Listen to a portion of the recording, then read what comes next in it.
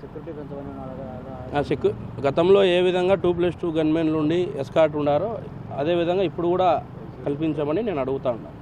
ఎందుకంటే దీని మీద పూర్తిగా దృష్టి అసెంబ్లీ వరకు పోయింది కాబట్టి వివేకానంద రెడ్డి గారి కేసు అసెంబ్లీలో కూడా చర్చ జరుగుతుంది కాబట్టి దానికి కీలకంగా సాక్షిగా నేను ఉన్నా కాబట్టి నన్ను ఇబ్బంది పెడితే అంటే నన్ను హతం చేసుకుంటే దానికి సంబంధించిన కేసు మొత్తం కూడా కొలాప్స్ అయిపోతుంది అనే ఉద్దేశంతో జగన్మోహన్ రెడ్డి ఉన్నాడు కాబట్టి దాని మీద బేస్ చేసుకుని నేను వచ్చి ఎస్పీ గారికి నా యొక్క విన్నపం లెటర్ ఇవ్వడం జరిగింది. ఎస్పీ గారు లేని కారణంగా నేను CCCలో ఇవ్వడం జరిగింది.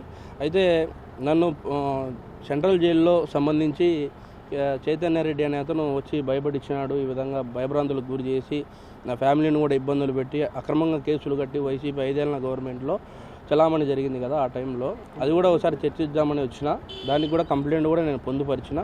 కానీ ఇప్పుడు అది హైకోర్టులో నడుస్తూ ఉంది కాబట్టి మన విజయవాడ హైకోర్టులో దాన్ని బట్టి ఇంకా పూర్తిగా భద్రత అనేది పెంచుకోవాలనే ఉద్దేశంతో నేను ఉన్నాను.